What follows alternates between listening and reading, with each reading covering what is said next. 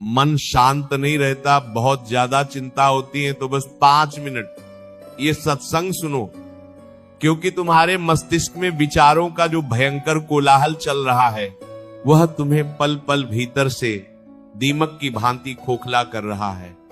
तुम रात के सन्नाटे में बिस्तर पर करवटें बदलते हो, आंखें बंद करते हो, लेकिन नींद तुमसे कोसों दूर भागती है। सीने पर एक ऐसा भारी पत्थर रखा महसूस होता है कि खुलकर सांस लेना भी एक कठिन चुनौती बन जाता है। तुम हर क्षण यही सोचते रहते हो कि कल क्या होगा, मेरे परिवार का क्या होगा, मेरे व्यापार और मेरी जिम्मेदारियों का क्या होगा। जिस व्यक्ति पर तुमने आंख मूंद कर विश्वास किया था, जब उसने तुम्हारा हृदय तोड़ा तो तुम्हारे मन ने पूछना शुरू कर दिया कि मेरे साथ ही ऐसा अन्याय क्यों हुआ। ये चिंता तुम्हें जीवित अवस्था में ही हर दिन थोड़ा थोड़ा जला रही है और तुम समझ नहीं पा रहे हो कि इस घुटन से बाहर कैसे निकला जाए। इस अशांति का सबसे बड़ा कारण यह है कि तुमने जाने अनजाने में स्वयं को इस पूरे संसार का स्वामी मान लिया है। तुमने ये गलतफहमी पाल ली है कि यदि तुम दिन रात चिंता नहीं करोगे, यदि तुम भविष्य की हर एक सेकंड की योजना नहीं बनाओगे तो सब कुछ बिखर जाएगा। तुम हर परिस्थिति को, हर इंसान को अपनी उंगलियों पर नचाना चाहते हो। तुम चाहते हो कि लोग तुम्हारे मन के अनुकूल चले और समय तुम्हारी खींचाई रेखाओं का पालन करे। लेकिन जब जीवन अपनी गति से बदलता है, जब हवाएं तुम्हारी इच्छा के विपरीत बहने लगती हैं, तो तुम्हारा अहंकार आहत होता है और तुम्हारे भीतर एक गहरा भय जन्म लेता है। तुम उस उफनती हुई नदी की धारा को अपने छोटे से हाथों से रोकने का प्रयास कर रहे हो, जिसका वेग बहुत तीव्र है। तुम जितना संघर्ष करते हो उतने ही थकते चले जाते हो। जरा ठहर कर सोचो, क्या तुम्हारे रात भर जागकर आंसू बहाने से आने वाला कल बदल जाएगा? क्या चिंता करने से बीते हुए कल का दुख मिट सकता है? नहीं। चिंता कभी कल के कष्ट को कम नहीं करती, बल्कि वह तुम्हारी आज की शांति, तुम्हारी आज की ऊर्जा और तुम्हारे आज के इस सुंदर जीवन को पूरी तरह चूस लेती है। तुम उस भविष्य के डरावने चित्र देख देख कर कांप रहे हो, जिसका अभी तक जन्म भी नहीं हुआ है। ये मन का एक बहुत क्रूर माया जाल है, जो तुम्हें हमेशा उस चीज से डराता है जो यथार्थ में है ही नहीं। तुम एक ऐसे मृत अतीत को ढो रहे हो जो अब राख बन चुका है, और उस अजन्मे कल की चिंता में उस ईश्वर के दिए गए इस जीवंत वर्तमान क्षण को अपने ही हाथों नष्ट कर रहे हो। सनातन धर्म के पावन इतिहास में एक अत्यंत पावन और प्रेरणादायक प्रसंग आता है, जो मन की इस अशांति को क्षण भर में मिटा सकता है। यह कथा है मिथिलापुरी के राजा परम ज्ञानी महाराज जनक की। महाराज जनक कोई जंगल में रहने वाले सन्यासी नहीं थे।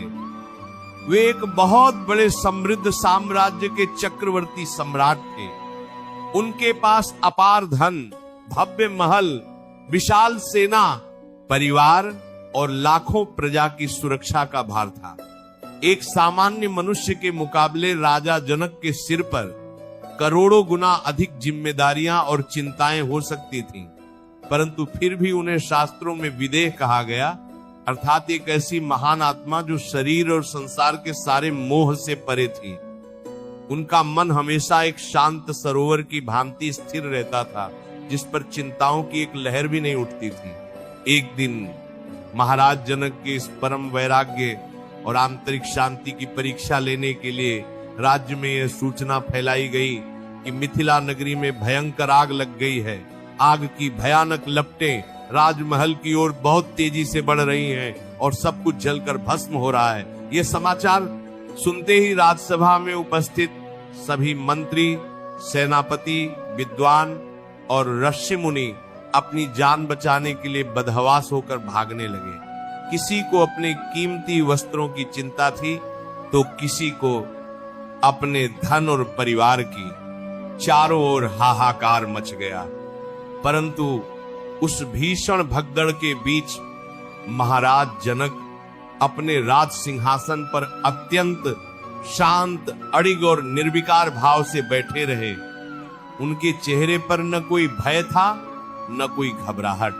जब लोगों ने आश्चर्यचकित होकर पूछा कि हे राजन, आपकी पूरी मिथिला जलकर खाक होने जा रही है और आप ऐसे शांत कैसे बैठे हैं? क्या आपको अपनी संपत्ति और राज्य की कोई चिंता नहीं है? तब महाराज जनक ने मुस्कुराते हुए अत्यंत गंभीर स्वर में कहा कि यदि पूरी मिथिला भी जलकर भस्म हो जाए तब भी मेरा कुछ नहीं जलता, क्योंकि यह राज्य, ये महल और ये संपत्ति मेरी है ही नहीं। मैं तो केवल उस परमेश्वर का एक सेवक हूं जिसे कुछ समय के लिए इसकी देखरेख का काम सौंपा गया है। यदि उस मालिक की इच्छा इसे आज ही नष्ट करने की है तो जो मेरा कभी था ही नहीं उसके जाने की चिंता मैं क्यों करूं? महाराज जनक का यह उत्तर केवल एक विचार नहीं बल्कि परम शांति की कुंजी है।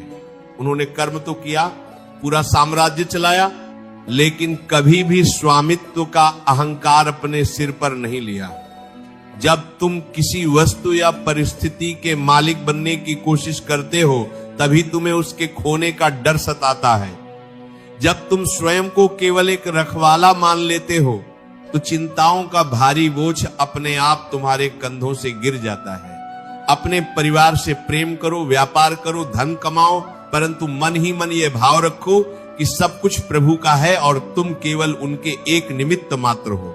भगवान श्री कृष्ण ने भी भगवत गीता में अर्जुन को यही समझाया था कि मनुष्य का अधिकार केवल अपने कर्म पर है, उसके परिणामों पर नहीं। तुम केवल बीज बो सकते हो और उसमें जल डाल सकते हो, लेकिन वह बीज कब अंकुरित होगा, उसमें फल कब लगेंगे, ये तय करना प्रकृति और ईश्वर का विधान है। यदि तुम हर सुबह जाकर उस बीज को खोद कर देखोगे कि वह बड़ा क्यों नहीं हो रहा, तो वह पौधा कभी नहीं पनपेगा।